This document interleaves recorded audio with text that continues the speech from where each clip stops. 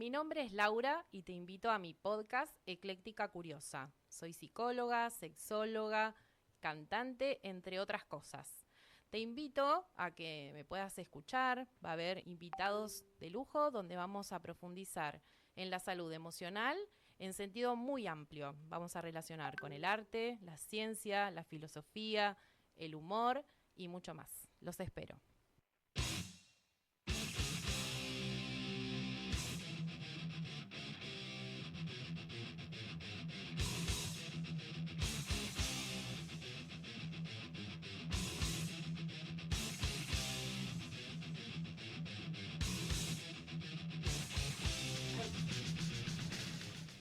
Buenas tardes a todos y todas. Estamos hoy en el episodio 11, donde vamos a hablar de adicciones y ludopatía. Mi nombre es Laura, soy psicóloga, sexóloga, cantante, entre otras cosas, como ya me he presentado en otros episodios. Hoy tenemos a una invitada muy especial. Su nombre es Mara Rosas Mejías, ella es psicóloga, nos visita desde Cutralcó. Es mediadora nacional especialista en mediación familiar, directora terapéutica en el Centro de Adicciones Persistir desde hace 3 años. Bienvenida. Bien, muchísimas gracias, muchas gracias. Un gusto para todos, muchas gracias por invitarme. Bueno, vamos a tratar de ir profundizando. Este es un tema bastante complejo y siempre es importante situar en estas intervenciones al individuo situado en un contexto, no como un problema individual, sino un problema también social. Así que te quería preguntar, ¿cómo podemos definir de qué hablamos cuando hablamos de una adicción? Bien, bueno, por ahí la mayoría de las personas cuando se habla de una adicción se piensa enseguida en una sustancia o en algo en particular. En realidad es mucho más complejo que eso, hablamos de un vínculo, del vínculo que se establece entre la sustancia o el comportamiento. Por eso también tenemos dos grandes, digamos, grupos de adicciones, que serían uno, el de las adicciones a sustancias, como puede ser la cocaína, marihuana, alcohol, etcétera, y otro que es más comportamental, que tiene que ver, por ejemplo, con esto, con la ludopatía, con la adicción al trabajo, con la adicción a redes, etcétera. Entonces, y la adicción implica como esto de tapar con esa sustancia o ese comportamiento, tapar algo que la persona no está pudiendo gestionar. Las emociones muchas veces cuestan gestionarlas, y cuando no se aprende a gestionarlas, se aprende a que se pueden anestesiar. Y ahí es donde comienza la no libertad, comienza la persona a no elegir lo que está consumiendo, sino que no puede frenar. Y ahí empieza todo el resto de la película. Justamente la raíz de adicción tiene que ver con esto de estar sujeto a algo o esclavo, prisionero a algo. Alude a la pérdida de libertad. Y a no poder hablar de esas emociones que le están pasando. Este concepto como de alexitimia, ¿no? Como de no poder ponerle palabras a esto que siento y todas las consecuencias a nivel de la salud mental que luego trae. Y también pensaba en la diferencia, ¿no?, que hay entre lo que es sustancias lícitas o ilícitas, por ahí en el comportamiento que implica o las implicancias que tiene a nivel social. Y después otra de las adicciones conductuales podría ser esto de la vigorexia, ¿no? Esto como de la compulsión en relación a la actividad física. Y pensando en las adicciones como multifactoriales, esto sería que no tiene una sola causa, muchas veces se escucha hablar de esto de ponerle voluntad, tenés que salir. Por ahí las psicólogas sabemos que esto es un reduccionismo. Por ahí, ¿qué le podrías contar a la audiencia de tu formación, de tu experiencia? ¿Cuáles son algunas de las causas más usuales que tienen que ver con estas conductas adictivas? Tal como planteás, es multifactorial, son muchas las cosas que intervienen en el desarrollo de una adicción. Y tiene que ver, por ejemplo, con cuestiones más biológicas, más a nivel de lo genético. Hay personas que tienen una mayor vulnerabilidad a nivel genético por ejemplo, familiares que hayan tenido adicciones y otras vulnerabilidades. También están a nivel psicológico, que tiene que ver con, por ejemplo, ansiedad, depresión, con el manejo, ¿no?, de las frustraciones, de las distintas emociones, los traumas que puedan haber llegado a suceder. También están los factores familiares, el factor esto de la normalización del consumo dentro de lo que es la familia. Y ahí está buenísimo esto que dijiste vos, porque las sustancias lícitas e ilícitas, ¿no? Pero esto de las sustancias lícitas muchas veces forman parte de lo que sucede a nivel familiar, que tal vez la persona desde niño o niña ve como los adultos a cargo, en vez de corregir hábitos, toman pastillas, por ejemplo, para dormir o para no comer o comer más o lo que fuere. Autoadministradas también hay. Autoadministradas completamente, porque no, obviamente, excepto patologías muy severas, no se podría tomar 15, 20 años una pastilla para dormir, ¿no es cierto? Sí. Bueno, y esta naturalización también del consumo, incluso de cuestiones lícitas, pero no recetadas, también hace a que lo familiar sea un factor también determinante ahí. También después están los factores sociales y culturales que implican esta sociedad en la que estamos viviendo actualmente, donde está totalmente naturalizado no solo el consumo de sustancias, y muchas veces también en la naturalización de, por ejemplo, bueno, ¿quién nunca se fumó un porro? ¿Quién nunca, no? Y no, realmente hay muchísimas personas que no, pero esta naturalización que también hay acerca de eso. Y hoy en día también tenemos la naturalización del juego en redes y de la utilización sin control de redes. También hace a que esto se vea más afectado. Incluso también esto de que está asociado lo que es la ludopatía a la diversión y las apuestas a la diversión, ¿no es cierto? Hoy tenemos, por ejemplo, en el transcurso del Mundial, automáticamente una billetera virtual sacó una apuestas online que está a la mano de cualquier persona mayor de 10 años. Entonces, bueno, todas esas cosas van haciendo la naturalización y normalización del consumo que todas juntas, digamos, como que van haciendo el caminito para una adicción, ¿no es cierto? Por allí pensaba, Mara, en esto del contexto como un ente regulador. Pensaba en el tema del pucho, ¿no? También. Cuando hace no sé cuántos años atrás, cuando fue que se empezaron a generar más estos espacios libres de humo, pero antes se fumaba en los boliches, en las universidades. Me acuerdo de mi propia psicóloga de cuando yo estudiaba, se fumaba 3 puchos en el consultorio así cerrado, ¿no? Y estaba tan naturalizado que era hasta difícil decir, che, apagate el pucho, ¿no? Y es una de las principales causas por ahí de cáncer, ¿no? Y es una droga lícita que está al alcance de cualquiera. Por ahí esto de también trabajar la concientización de la nocividad, ¿no? Porque esto que vos decís, se ofrece como algo por ahí divertido o algo que nos alivia una tensión, que tapamos una falta, que nos desconectamos de una emoción, pero eso no es gratuito. Tiene un costo psíquico en la salud. Y también cuando hablabas de lo biológico pensaba en estas cuestiones de la generación del placer, de la dopamina, pero también lo que empieza a generar a nivel del cuerpo de esta tolerancia de cada vez necesitar más dosis para mismo efecto, que es esto de lo que hablábamos de empezar a perder la libertad y un montón de otras cosas, ¿no? Que van en arrastre, que ahora vamos a ir profundizando un poquito.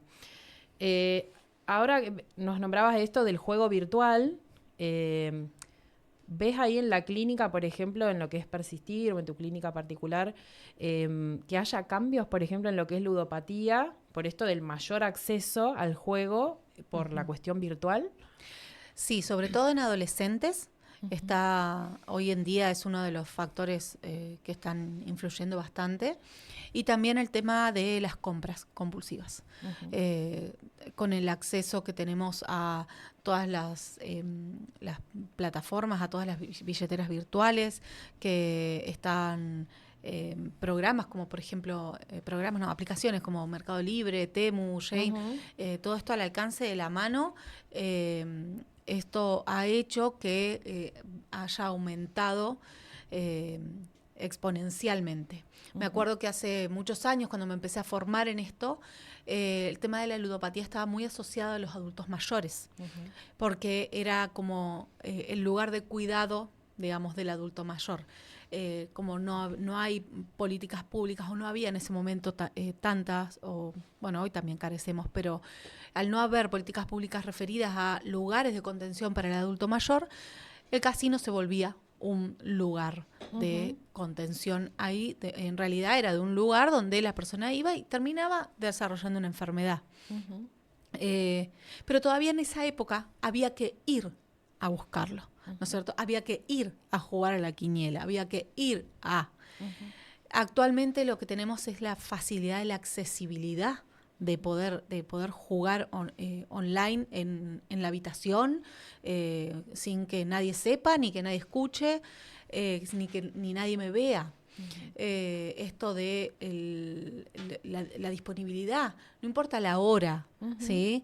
Los locales cierran. Lo que implica todo lo que juegos en redes y todo lo que es ludopatía, o sea, todas las aplicaciones que se utilizan para eso, no cierran, son 24/7, podés acceder a ellos siempre, y eso también ha aumentado todo esto. Y hoy, la verdad es que ha aumentado exponencialmente el riesgo en los adolescentes, ¿cierto? Con todo lo que eso conlleva. Porque hay algo que dentro de las adicciones, y es que no se tiene muy en cuenta, y es que ¿cuál es el problema principal que sucede cuando la persona empieza a consumir? Que mientras más temprano sea el consumo, el pronóstico es más difícil. ¿Por qué? Porque ahí se produce una detención en el crecimiento emocional. Entonces tenemos después profesionales que son, no sé, jueces, abogados, psicólogos, etcétera, porque cognitivamente funcionan bien, depende de la regularidad con la que consuman, puede funcionar bastante bien, pero a nivel emocional siguen siendo niños o adolescentes. Por eso una de las preguntas principales que nosotros hacemos en el centro cuando viene alguien es: ¿a qué edad empezaste a consumir? Entonces, ahí a nosotros nos da la pauta de, a nivel emocional, a nivel psicológico, con quién estamos hablando. Por allí ahí entra como esta cuestión de los grados, ¿no? Que no es lo mismo un consumo problemático, un uso, un abuso, una adicción instalada, ¿no? El lugar que ocupa esa sustancia en la vida de esa persona. Exacto. Y si ha generado todo este impacto, por ejemplo, en el lazo social, si está muy aislado, si ha afectado esta cuestión más cognitiva, que ha afectado por allí sus estudios, su desenvolvimiento, como poder evaluar todos estos múltiples factores que veníamos conversando en el inicio. Exacto, es que para que una adicción se pueda instalar en largo tiempo, como factor principal de base debe haber un trastorno de la personalidad, que es ahí donde echa raíces la adicción. Si no, puede surgir esto del consumo problemático a lo largo del tiempo, pero un consumo problemático, digamos. Y bueno, y hay gente que tiene este consumo social muy eventual, pero que también en algún punto el freno a nivel emocional es que eso no se tiene, o sea, no es algo que se vea mucho. ¿Por qué? Porque es quien lo nota es el que vive con nosotros, es la pareja, es la madre, es el padre, que ve muchas veces que si bien no hay una adicción instalada, pero muchas veces el consumo problemático lleva también a estas situaciones.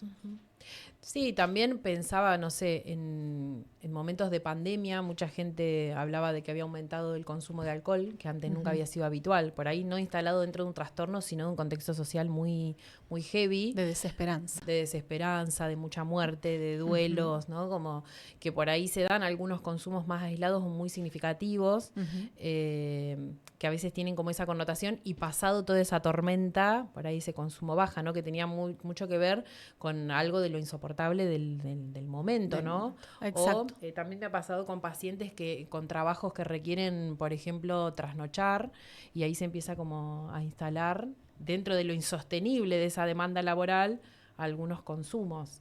Está re bueno esto que decís, porque también, a ver, no todas las personas van a desarrollar una adicción y no todas van a desarrollar ni siquiera un consumo problemático. Y ahí, esto es porque nosotros tendemos a la sanidad. Esto de que existen factores protectores a los cuales muchas veces podemos echar mano para poder sobrellevar este tipo de situaciones, no solo algo así como una pandemia, sino situaciones particulares como las del trabajo, y que todos los factores protectores tienen que ver con esto, con el poder hablar, con el poder expresarnos, con tener vínculos saludables, el deporte, algo súper, súper fundamental, los hábitos de sueño, también poder regular los hábitos de sueño. Entonces, hay veces que las personas cuando están entrando en un consumo medio raro,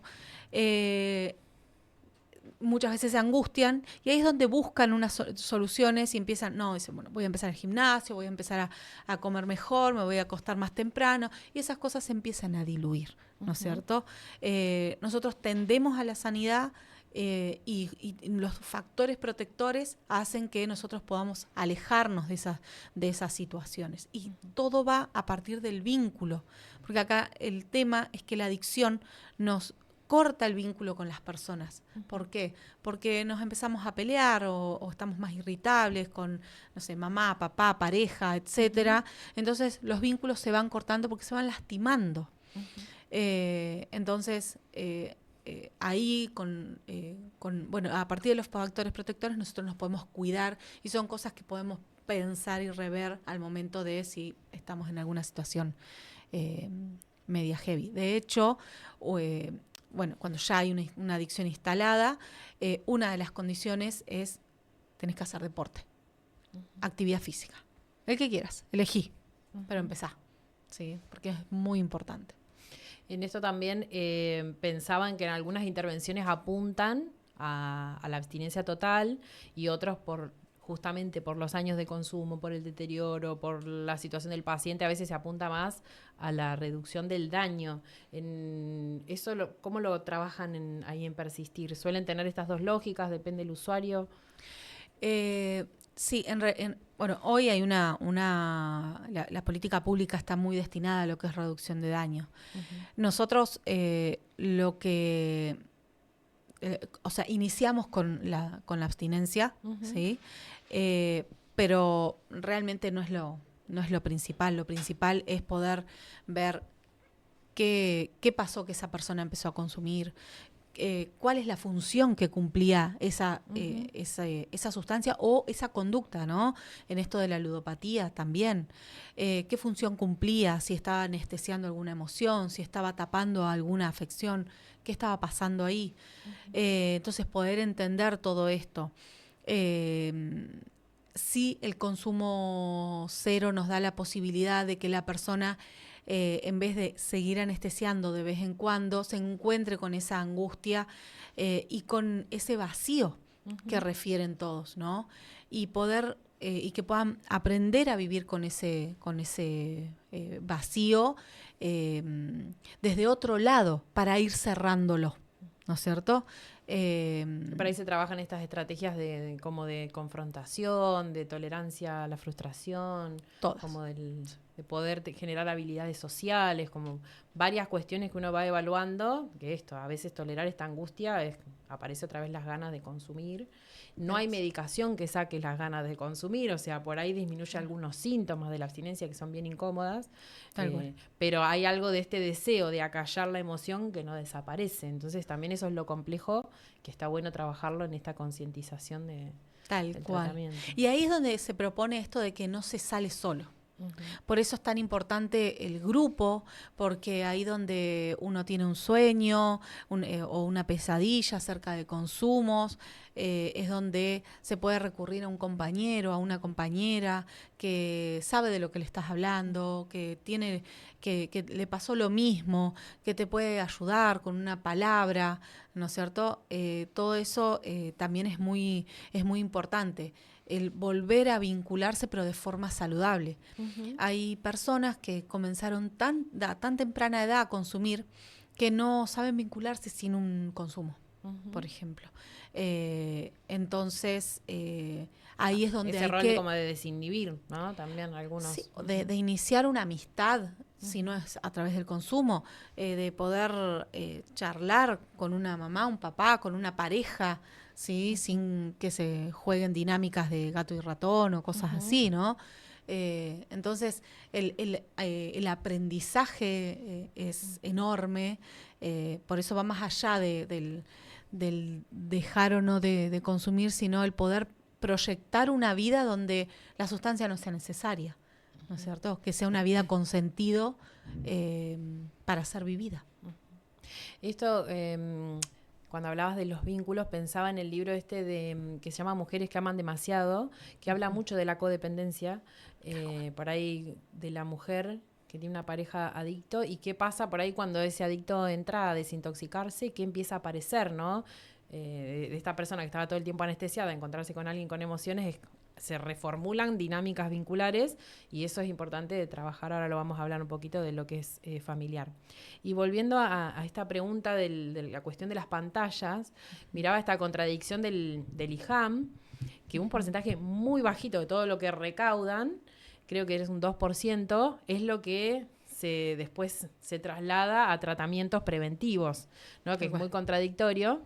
Y a la vez ellos regulan, pero todo lo que es que está como legalizado, diríamos. Hay un montón en las páginas de que son clandestinos, esos lugares para jugar. Entonces también esos no están ni regulados, porque escuchaba que se han intentado hacer algunas regulaciones como de poner reloj en el casino, de poner ventanas para que haya luz natural y no esté esta noción como de la pérdida del tiempo en esta conducta tan compulsiva, pero que dentro de lo que es el juego virtual no se puede regular, ¿no? Yo he tenido pacientes que antes hacían la autoexclusión, que ellos firmaban y entonces los de seguridad ya no los dejaban entrar. Y leía que en lo virtual existe como un botón para la autoexclusión, pero en los clandestinos no. Entonces entra esa encrucijada, ¿no? Entre lo que no está regulado dentro del padecimiento de esta persona, cómo empieza como todo este descontrol. Exacto, y que aparte uno puede jugar, puede estar teniendo esa conducta con el celular propio, te autoexcluís, pero puedes después jugar con con el celular de tu hijo, de tu hija, etcétera, que es lo que muchas veces se da y lo que genera después tanta culpa. Así que sí. Y de los consumos tempranos, bueno, por ahí yo trabajo en el sistema público hace 17 años y por ahí en un momento cuando trabajábamos así con niños aparecía esto como de dibujar la hoja de marihuana desde muy chiquitos, como en el dibujo libre. Exacto. Y hoy en día tenemos una estadística altísima de consumo en embarazadas, con lo cual el neonato está con consumo positivo de forma indirecta, ¿no? Exacto. Pero cómo afecta al desarrollo fetal, ¿no? Y de recién nacido tener un síndrome de abstinencia que tiene que quedar internado una semana, como para pensar todo esto que hablábamos recién de todo lo social, de cómo influye, ¿no? Exacto. Y del yaísmo, ¿no? Esto me parece también muy importante poder hoy en día tenemos culturalmente, es como que ya necesitamos aliviar el dolor, ya necesitamos atravesar un duelo, ya necesitamos sentirnos mejor. Y la verdad es que son todas cosas que requieren procesos. Un duelo no lo voy a vivir de un día para el otro y por ahí hay muchas personas que te cuentan que, bueno, a partir de un duelo empezaron a tomar medicación y después no lo pueden dejar. Y a ver, las cosas que nos van doliendo y que nos van frustrando y que nos van haciendo sentir mal en algunos puntos, son también las que nos hacen entrar en crisis y nos hacen poder crecer, porque justamente el consumo lo que hace es que la persona no pueda entrar en crisis, porque anestesia. Las crisis son necesarias, son súper buenas, hacen que nosotros vayamos evolucionando, vayamos creciendo. Y por eso también esto de la abstinencia se vive tan negativo, no solo por los síntomas físicos, sino también porque la persona va a empezar a entrar en todas las crisis que no tuvo durante el consumo, las va a empezar a tener una tras de otra. Y la verdad es que es algo bastante difícil, ¿no es cierto? O sea, es el entrar en un tratamiento de adicciones es muy, muy difícil, pero también con muchas, muchas satisfacciones cuando se atraviesa el proceso, ¿no es cierto? Y esto de hoy no vivir los procesos, o también de una separación, ¿no? Vivir el proceso de duelo de una separación. ese yaísmo de que necesitamos que ya las cosas se resuelvan, también forman parte a nivel cultural del problema. En esto del tapar, pensaba que a veces empiezan a lograr como la abstinencia de la sustancia, pero empezás a ver otros comportamientos compulsivos o en el sexo o en el trabajo, con la pareja, con la religión, ¿no? Como que hay ahí como este intento de fuga de la emoción, de la anestesia, que funciona como una modalidad de relacionarse con sus emociones. Entonces, todo un trabajo terapéutico. Pero bueno, que las adicciones que tienen que ver con lo químico, diríamos, como generan este impacto neurobiológico, tienen como otra consecuencia. Por ahí esto del juego tiene mecanismos similares a nivel de la recompensa, la cuestión dopaminérgica, también esto como del ponerse a situaciones de riesgo, pero no tiene por ahí este impacto, no sé, de que te afecte la atención, la memoria, como otra cosa, ¿no? Sí, sobre todo que no tiene restos, en el sentido de que no te sienten olor, por ejemplo, el alcohol o la marihuana, claro, que hacen también de aviso al otro, digamos, o los ojos o cosas así, todo lo que implica lo conductual, la adicción conductual no tiene eso, entonces es, entre comillas, como más tapable y eso hace que sea más peligroso muchas veces. Y por allí, esto, ¿cómo lo suelen trabajar con las familias? ¿Cuáles son como alguna señal de alerta como para...? Siempre hablamos por ahí en los tratamientos del ambiente seguro, ¿no? Esto de si todos mis amigos son consumidores, si tengo un dealer por esquina, que esto en salud es como bastante común que nos lo refieran. ¿Cómo trabajar esto de alarmas, de acompañamiento?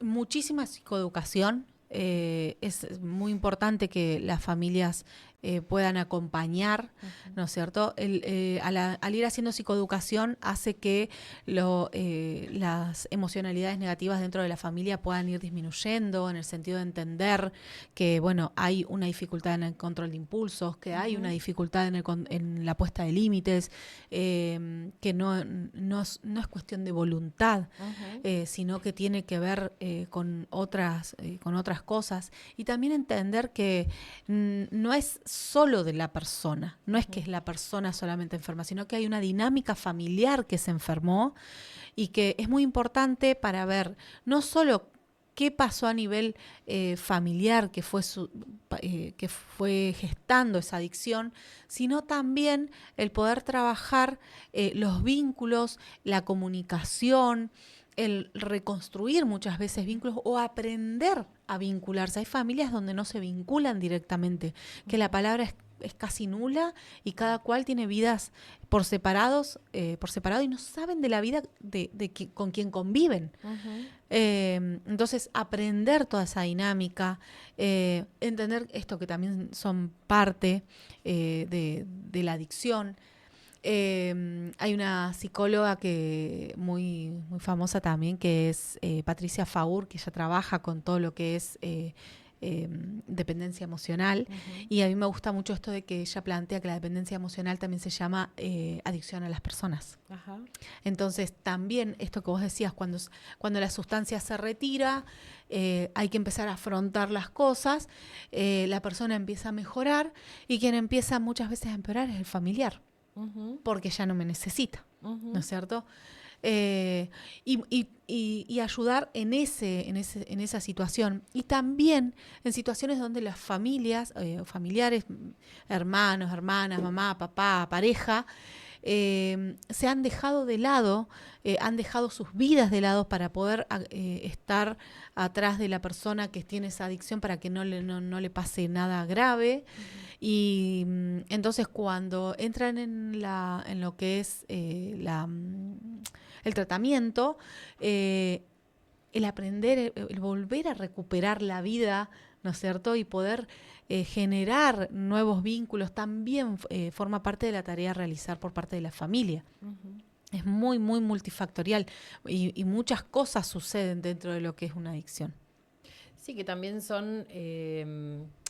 padecen a la adicción de esta persona, Exacto. pero también a veces son parte del problema. Me acuerdo de muchos chicos jóvenes que no manejaban dinero, pero que la familia le terminaba dando. Exacto. Y terminaba consumiendo. Después otros sí que han tenido algunas conductas así como de vender todo lo que había en la casa. Entonces se empiezan a quebrar los vínculos de confianza de la familia, se le empiezan a quedar como excluidos. Entonces, como empezar a trabajar todo lo que destruye el tema de esta necesidad imperiosa del consumo, ¿no? Esta cosa como bien compulsiva, destructiva, tanática, no sé cómo. Exacto. Bueno, Exacto. por ahí desde las lógicas del psicoanálisis habla de esto como del goce, que es sostener una conducta que me genera sufrimiento y que no puedo parar de repetir eso. Tal cual. Y también muchas veces también la negación. Recuerdo un chico que supuestamente había salido de las adicciones y empezó a vender todo, tal cual como decís, al punto que vendió los muebles, vendió la cama, vendió todo por ir comprando libros. Pero eso tampoco era saludable. Claro, para estas cuestiones compulsivas que se trasladan a otro lado. Exactamente. Que generan una situación de desborde, de desregulación, de estar al límite. Exacto, y una mamá que decía, bueno, pero al menos ahora compra libros, qué bueno, es lindo leer. Sí, pero al nivel que él lo hacía no era para nada saludable. Claro. Por ahí volvemos a esto, como de la intensidad, del impacto psíquico, subjetivo, del impacto social, como dentro de lo que es la evaluación. Yo estuve tratando de buscar estadísticas y la verdad que encontré re poco de esto, por ahí de las investigaciones del IJAM y eso. Sí encontré esto como que hay un 45% de adolescentes que están más de 8 horas en pantalla y que eso puede aumentar esto que hablábamos recién de la ludopatía virtual y demás. Pero no, también te quería comentar esto de Cutralcó. Me acuerdo la primera vez que yo fui, cuando trabajé 5 años allá, me llamó la atención la cantidad de salas de juego que había para la densidad poblacional. Exacto. Que en la mayoría de las ciudades del petróleo, acá en Neuquén, es muy alto, ¿no? Y que por ahí tiene que ver con esa carga horaria que tienen, el desarraigo, ¿no? Que muchos están mucho tiempo fuera de su casa, el tener la disponibilidad económica, el pensamiento mágico de que con esta jugada me salvo.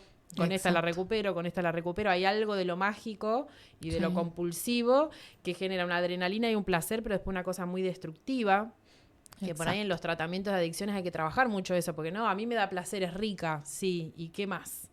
¿No? Porque después viene un bajón terrible, la necesidad de volver a consumir, toda esta rotura de los vínculos, ¿no? Como que hay que poder trabajar todo eso, que es concientizarse, ¿no? Que mientras estoy tapando no hay mucho registro. Tal cual.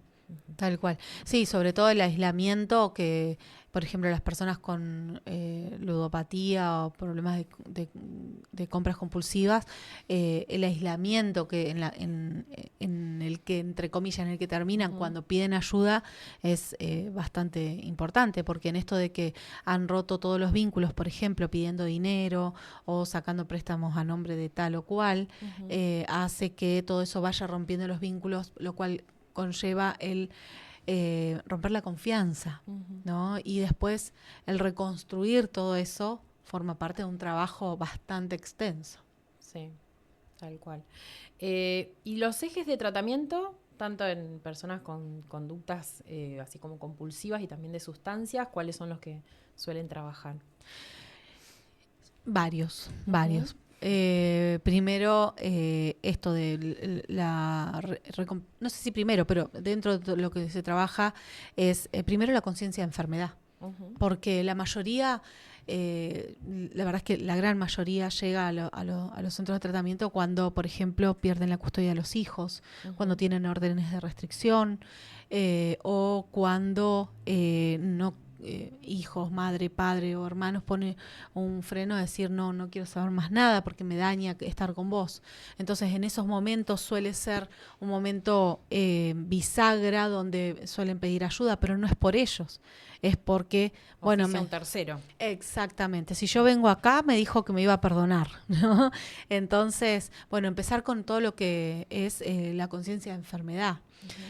Hacer también mucha psicoeducación, porque hay muchas cosas que sienten, vivieron, les pasó y que se puede explicar, ¿no es cierto? Tiene explicación a nivel psicológico, y poder ir haciendo educación hace que la conciencia de enfermedad aumente.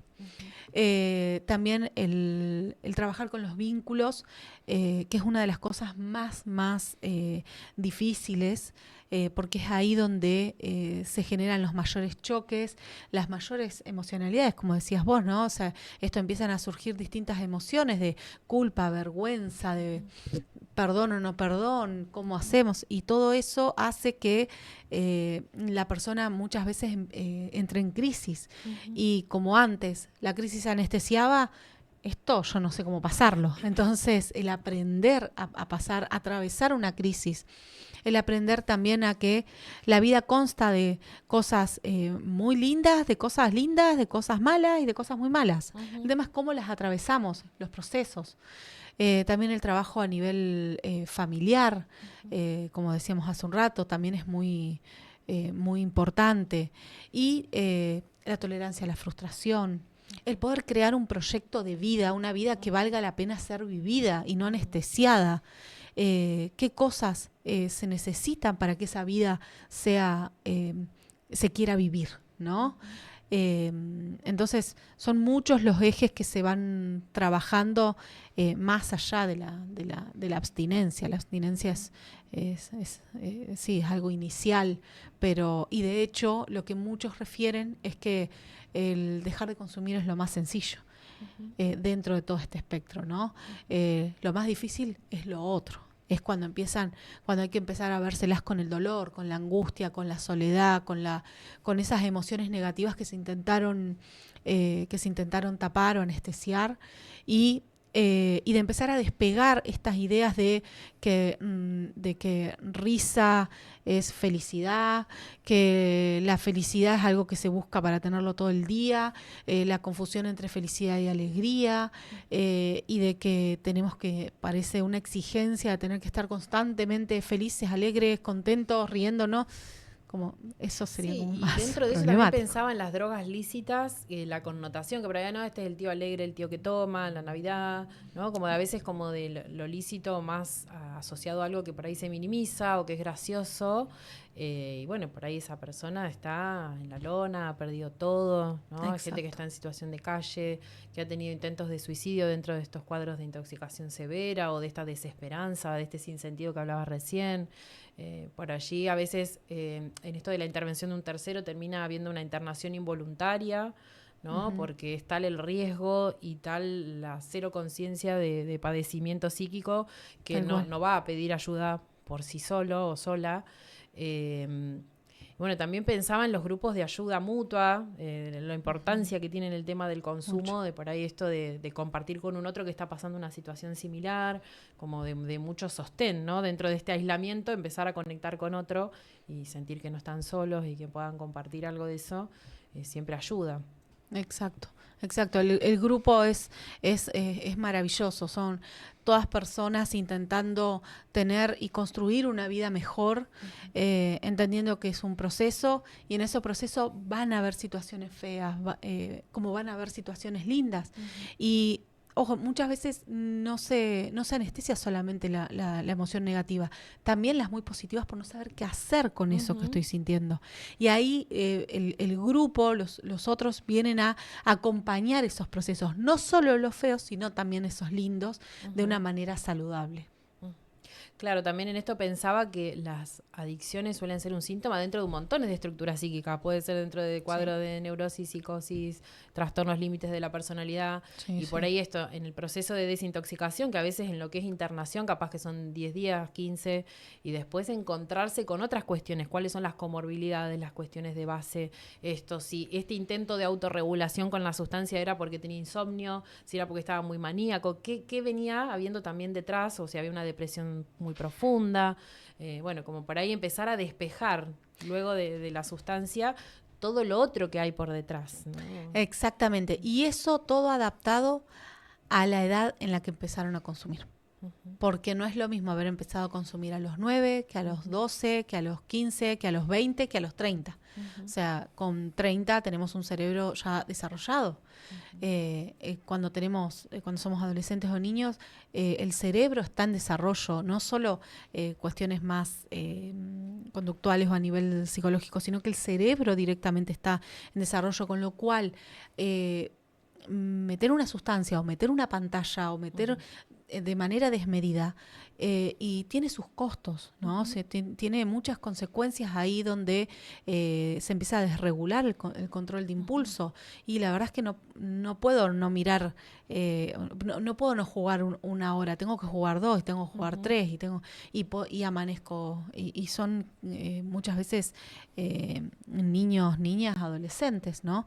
Entonces, todo esto teniendo en cuenta a qué edad esa persona detuvo su crecimiento emocional, ¿no es cierto? Entonces no es lo mismo trabajar con alguien que empezó a consumir o a tener una situación de ludopatía a los 9 que alguien con 25.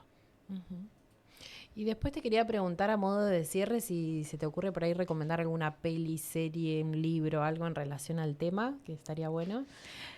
Hay un libro que me gusta mucho, que justamente tiene que ver con algo de esto, y también asociado también a las mujeres, nosotras, pero se llama Una suerte pequeña, que es de Claudia Piñeiro, y que tiene que ver con estas desgracias que nos suceden en la vida y de cómo uno puede ir reconstruyéndose, que no todo termina, no toda vida que merezca ser vivida termina con una desgracia, sino que justamente de situaciones muy profundas y muy difíciles que nos hayan surgido, nosotros podemos volver a construirnos, poder a reconstruirnos y hacernos más fuertes a partir de esas situaciones. Así que altamente recomendable, se llama Una suerte pequeña. Ajá.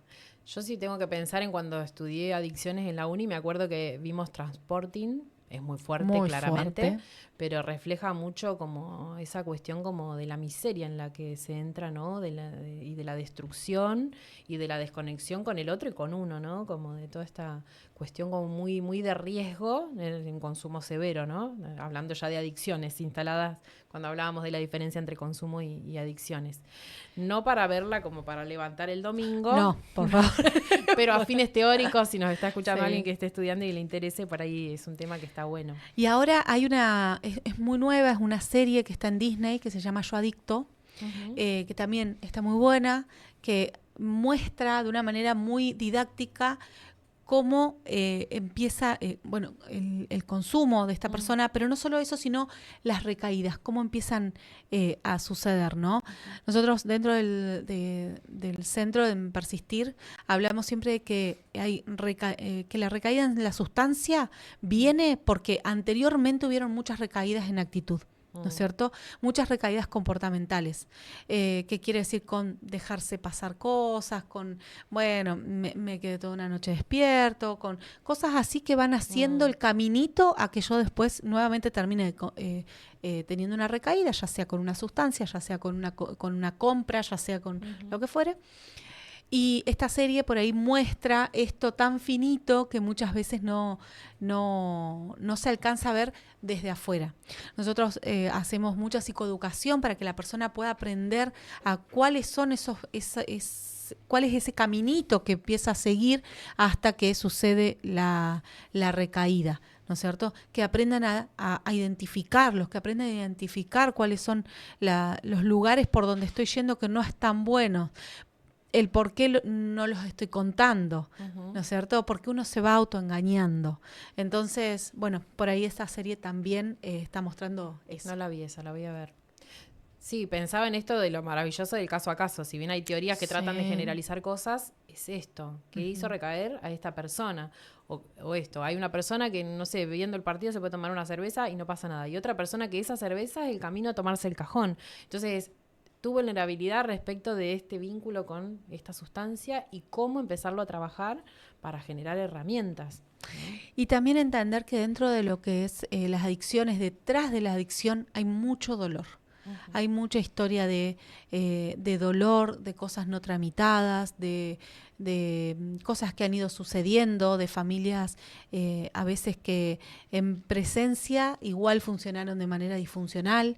Entonces, entender que la persona no lo hace a propósito, que no es algo, una cuestión de voluntad, sino que tiene que ver con historias que muchas veces han atravesado mucho dolor, y que cuando piden ayuda es maravilloso, porque quiere decir que no están aguantando más esa situación, y está fantástico, porque está bueno poder justamente resolver todas esas cosas que nos llevaron a iniciar el consumo.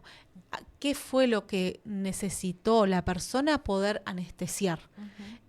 Así que bueno, eso. Bueno, Mara, muchas gracias. No sé si algo entre las tantas cosas que conversamos, si te quedó algo que tengas ganas de agregar. Eso, que pedir ayuda es algo importantísimo, que se puede ayudar, que mientras haya vida podemos ayudar, que es importante entender cuando tenemos un familiar que está atravesando por esta situación, entender esto, que no es una cuestión de voluntad, que es una persona que está atravesando una situación de enfermedad, pero que es posible la recuperación, y que es posible una vida con sentido, una vida que merezca ser vivida, con proyectos propios y con esta vida que nos lleve a querer vivirla a largo plazo. Así que eso. Bien, eso es bastante de la terapia dialéctica comportamental, ¿no? El proyecto de vida. Importantísimo, importantísimo. Como un eje. Exacto, y todo con sentido, ¿no? Sí, como no pensar la voluntad como algo que se enchufa desde afuera, ¿viste? Como tenés que tener voluntad, sino como algo más de lo que surge desde la motivación interna, de la conexión con el propio deseo, ¿no? Empezar a laburar algo de eso. Exacto. Que es otra vez volver a la persona, al sujeto. Exacto. Así que bueno, Mara, muchas gracias. No, muchas gracias a vos por haberme invitado, y bueno, espero haya servido, y que si hay alguien que está en esta situación, que sabe que está el Centro de Rehabilitación en Adicciones Persistir, que pueden pedir ayuda. ¿Que están en? Estamos en Cutralcó, en Plaza Winkle, en el barrio 1.